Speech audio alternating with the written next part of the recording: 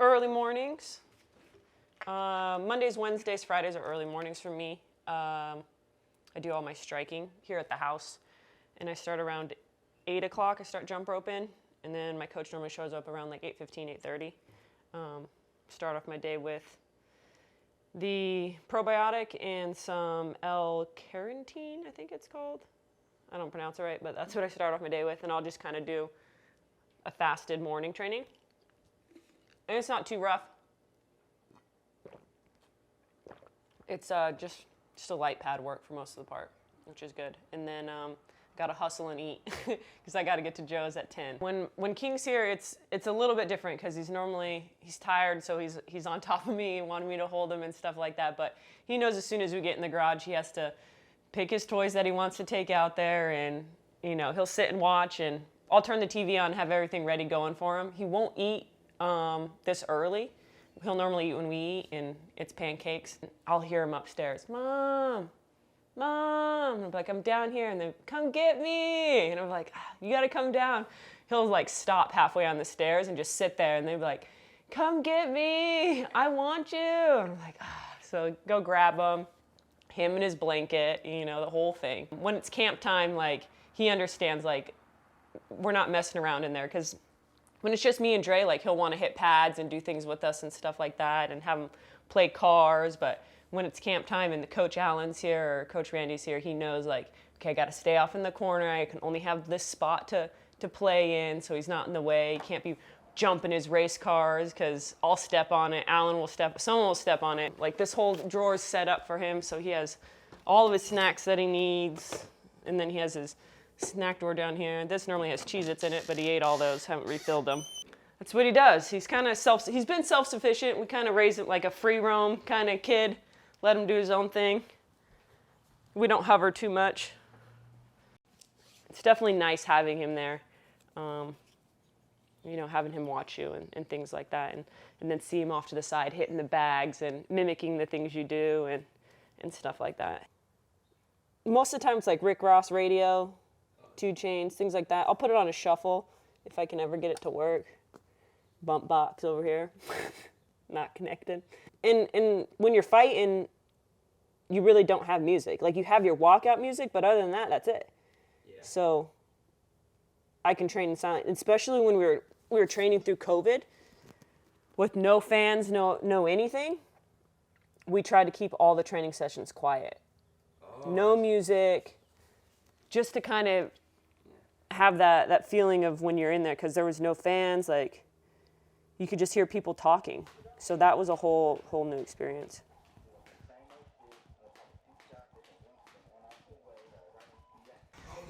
There's so many variables that can happen with MMA. You can think you're going with some guy at practice, been going with him all week, and then he doesn't show up on, sparring day, and you're like, damn, thought I was gonna spar you today. Got someone else. You got times with coaches and things happen, family happens, I get it. So you just gotta adjust. It just prepares you for the fight too, like, you might go out with a game plan, and then first round, you're like, man, that game plan ain't working. We got to adjust. So it is what it is. Okay. Yeah. He could probably live in that car for like a month and be just fine. He's got everything he needs in there. Said you could live in your car for a month and be just fine.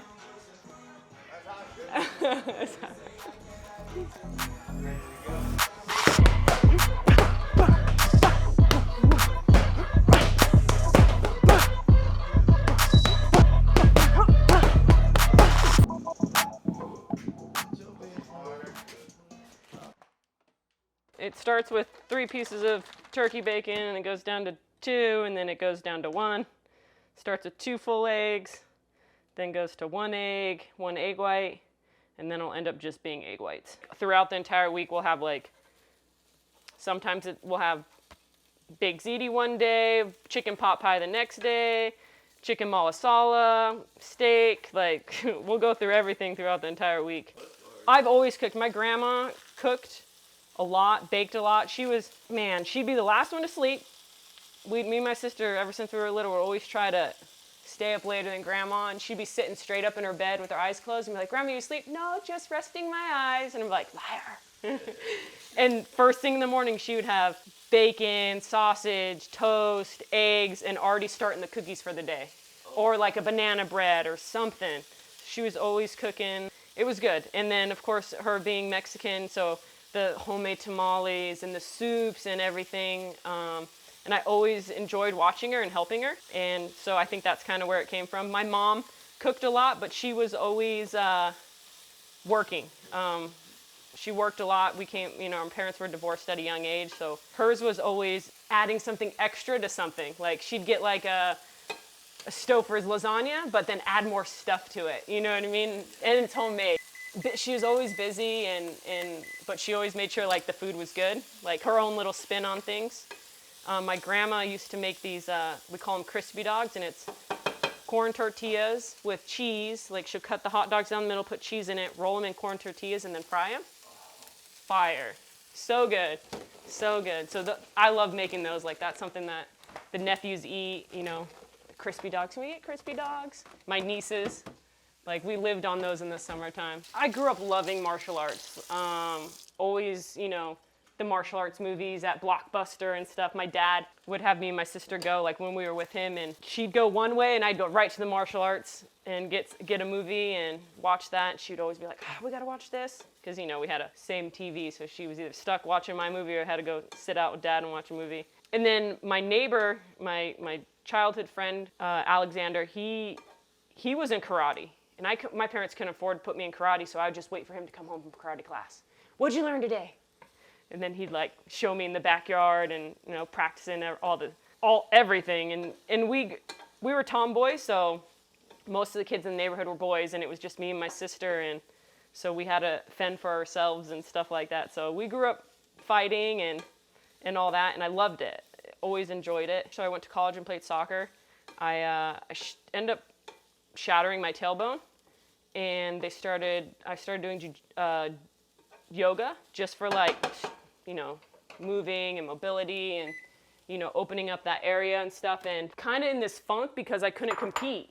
And one of my classmates asked me to go to the gym, like, hey, you want to come to the gym with me? And I was like, yeah, sure, I'll go to the gym. Thinking we were going to go lift, and he took me to a jiu-jitsu academy. And then it was just downhill from there. 3 months into training, I did my first tournament. 3 months after that, I took my first fight. There was a guy at the jiu-jitsu tournament. He's like, hey, do you want to do MMA? And I was like the shit Crow Cop does? In my head, I'm like, yeah, I want to do that. Took my first fight in Roswell, New Mexico. For Double Down Promotions, I got paid in $2 bills.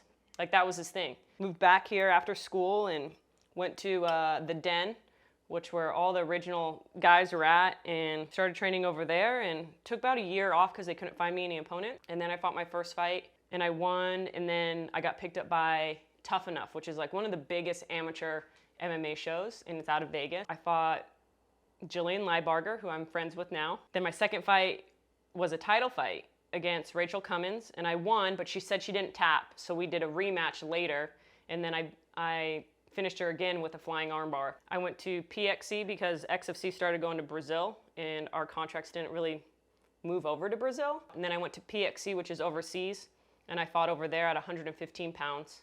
That's when I first started at 115. I won all my fights and then got a short notice fight with the UFC, and that was it. Joint 4, Immune, Boost, the tabs, which I absolutely love, the Essential. I got the D3, which is the best D3. These are the best thing to ever happen to me, I feel like. 2 weeks in, I was like, I could feel the difference in my muscles. And then when I don't take them, like when I'm not at camp, I'm like, man, the first thing I'll go to, like, I gotta just start taking the tabs. And then the second thing is the Immune. I love the Immune. I hardly ever get sick. And when I do, it's normally just bad because it's just that time. It's been 2 years and I haven't got sick. My body's like, yeah, we're getting sick this time. You're gonna be out for a little bit. Going to Joe's. Strength and conditioning, Scottsdale.